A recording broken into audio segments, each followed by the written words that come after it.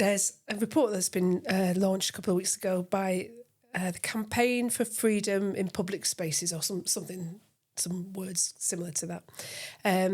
Just looking at these PSPOs and how kind of undemocratic they are. And I thought it was quite an interesting topic to discuss because, A, I thought you and I might disagree, which would be interesting. And B, I think it is one of those things that certainly within the SDP we talk about a lot. There's I'm in a little chat group and I always laugh because almost every week somebody comes up with a new ban. Right. Not that those become policy, but just in a chat. But it can be tempting, can't it, when you're out and about in your daily life and you see something you dislike to say, "Oh, we should just ban that." Absolutely. If we got into government, like loud music on public transport, or whatever it might be. Yeah, that's been one of them. Yeah. So just because there is that instinct, and I kind of feel a bit uncomfortable with that, I thought it was something that it was worth talking about. So PSPOs are something that can be implemented at council level. They're implemented by council officers. They don't go to full council. So there's no kind of democratic control over them. They're often accompanied by quite significant fines if people breach the requirement. Come on to what some of the bans are. What does it stand for again? Public Spaces Protection Orders. Okay. So it's meant to stop antisocial behaviour. And I think, if you're talking about really serious antisocial behaviour, I think there's perhaps a space for them. But the way that they've grown and the way that they're being used, I think is becoming quite problematic. So some of the things that have been banned by councils are, I think probably the one of the most frequent is dog fouling. I think that one's okay. Don't have a just problem explain with to me what that means though. Like how's that used? So is it a protection order for a specific space in the public? So it's not on a person. I assumed it was like an ASBO. No, it's not like an ASBO. No, it's about you can't do that here. So you have restricted areas, and in the restricted areas you can't do certain things. Making sure that when people who have a dog, then the dog fouls the public space, you have to pick it up. That, to me, I don't really have a big problem with that. I was up in Clitheroe the other week, and one of theirs was you cannot take your dog in a public space without having on you the means to pick up poo. So, I don't know if this has ever been done, but somebody could search you and say you don't have poo bags on you and therefore you're breaching the PSPO. That kind of feels a bit over the top to me.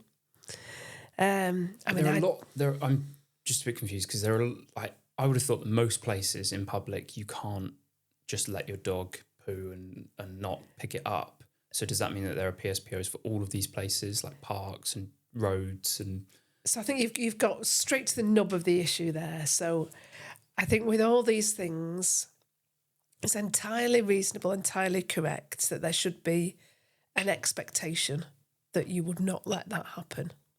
But then the question is, is the only way that we can persuade a public to adhere to those kind of social norms by saying if you don't do it, we'll ban it, we'll fine you.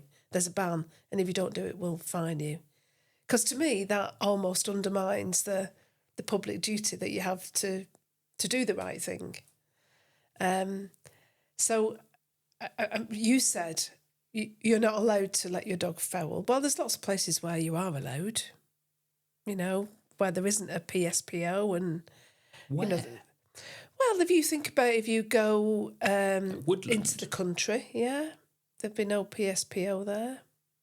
I would still pick poo up in those circumstances, but there will be places where there isn't any ban, isn't any restriction, but you still expect people to do it. And I think that if we want to carry on that track, what's the real problem with this whole expansion of these is because it kind of removes the social glue that means that you would do those things anyway. As soon as you start saying, oh, you can't do that because there's a ban, you're almost no longer doing it because it's the right thing to do. And to me, that the more you do that, the more you kind of say, well, there isn't a ban on doing this, so I'll do it. Rather than say, what's a sensible way to behave, to get along with everybody, and, to have a kind of a positive atmosphere in a public space. And I think you should let people, come to their own conclusions on that, rather than having a massive list of things you can't do. In that report, there was like a sign from one of some public place, and there must have been probably like 6x4, so 24 different things that are banned, and so they will be things like begging, sleeping. Can't sleep on a bench. Don't know whether that's something that should be banned necessarily. Playing loud music, which again, you might say, well, if somebody's pumping out Kanye West, that might be quite annoying. But we did a street stall, didn't we, the other week? And there was a guy, a busker, who came and did a few very, I thought, nice background tunes that were... I thought they made our day a bit more pleasant. Yes. he was giving it his all. He was, yeah. No, it's good fun. Yeah. And as soon as you say you can't amplify sound, you don't just stop buskers.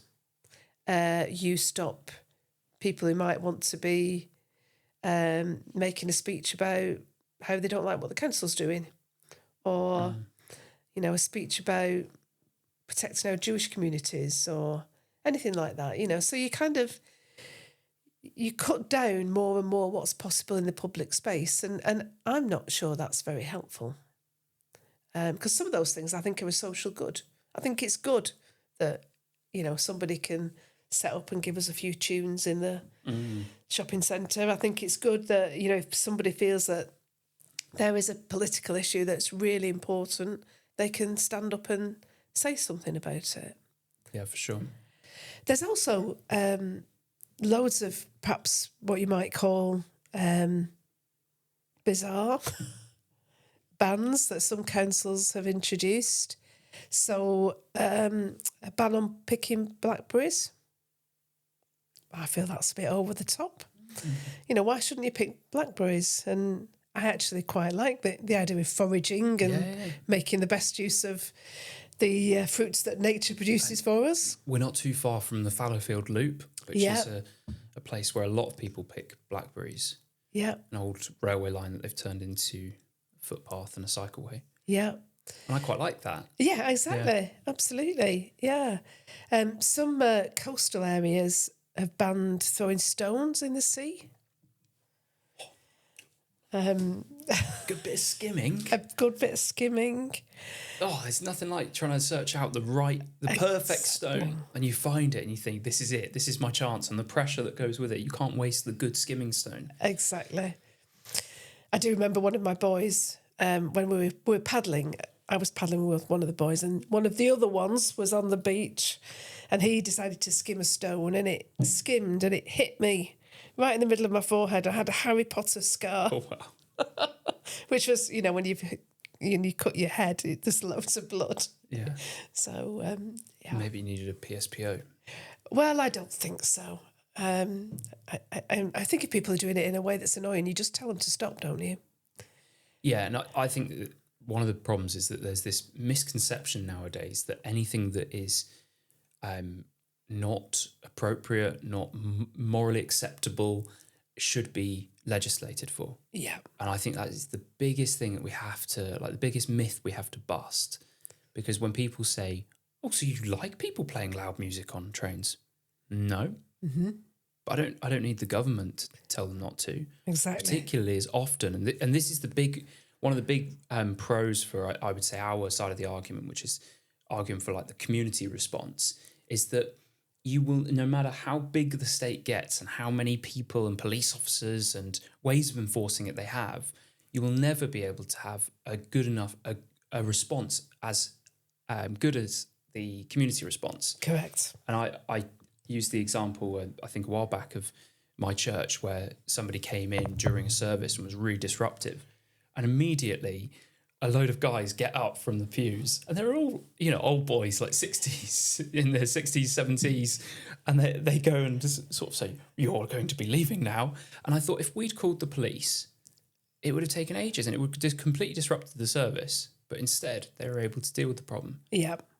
And I think less and less people more and more people feel unable to deal with problems because they do want to call the police or call the transport police or something like that. And I think we've got a duty to actually deal with it ourselves. Exactly. And I think people feel concerned that if they do get involved and try to deal with the situation, they're going to be the ones that are potentially penalised. There was an incident recently, I can't remember which supermarket it was, but a retail worker that stopped somebody from shoplifting and the police arrested him. Yeah. Was it Waitrose? I think it was one of the high-end ones. Yeah, I didn't want to throw him under the bus because I don't remember exactly. All right, okay. I don't remember exactly which one, so I wouldn't want to slander them. Okay.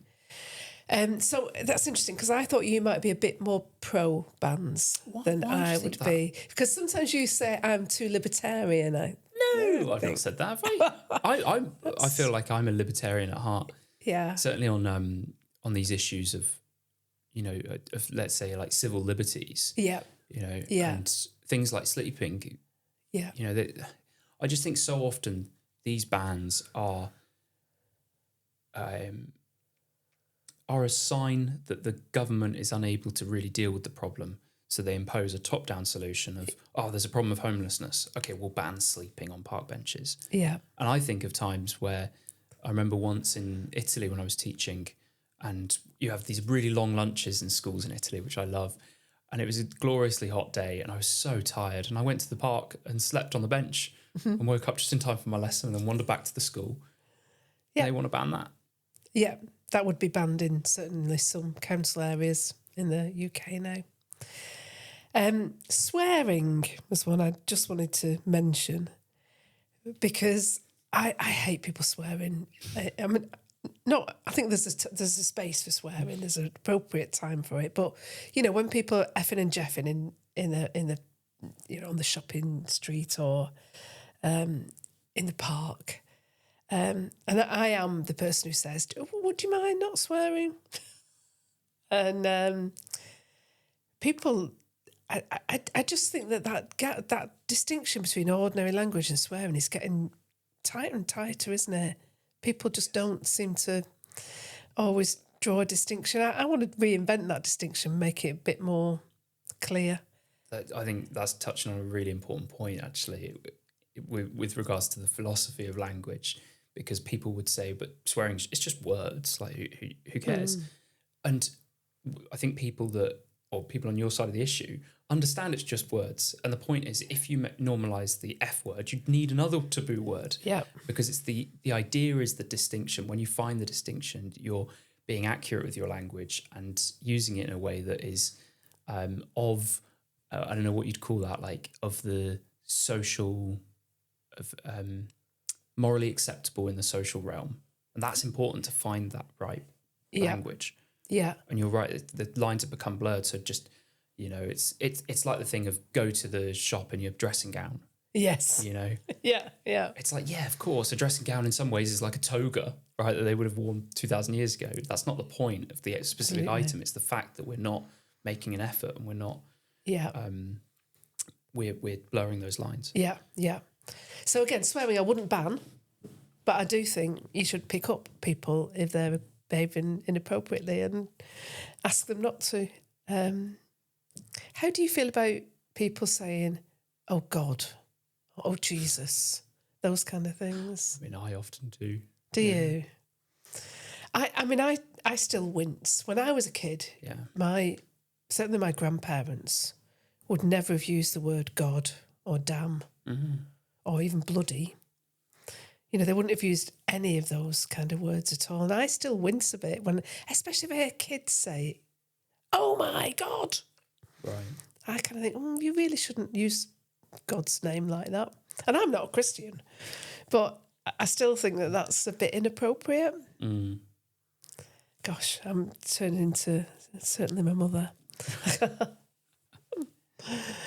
Anyway, sorry. So PSPOs, I bringing it to a bit of a conclusion, I guess. I think there really needs to be some consideration of their use. There needs to be some limitations on their use. So some things that I think are really problematic with them is quite often councils employ private companies to impose the fines, which seems completely wrong. I think one of the Liberal Democrat MPs actually proposed a change to the law that would say you can't use these to kind of generate profit. But the Labour Party's opposed that amendment. I think the law is relatively clear that you should only use these if it's a kind of serious problem, but nobody's enforcing that. And, so there's been this real deluge of them. And I think we need to get it under control. I kind of feel a freedom of information request coming onto my council just to find out exactly how many PSPOs they have and how they work. Mm. And that they're implemented by council officers. Yes. Which are staff employed by the council, not elected councillors. And no way for the community to appeal, to say we don't want that. Well, that's going to change when you're in council. Indeed, yes. I will be looking at that, certainly.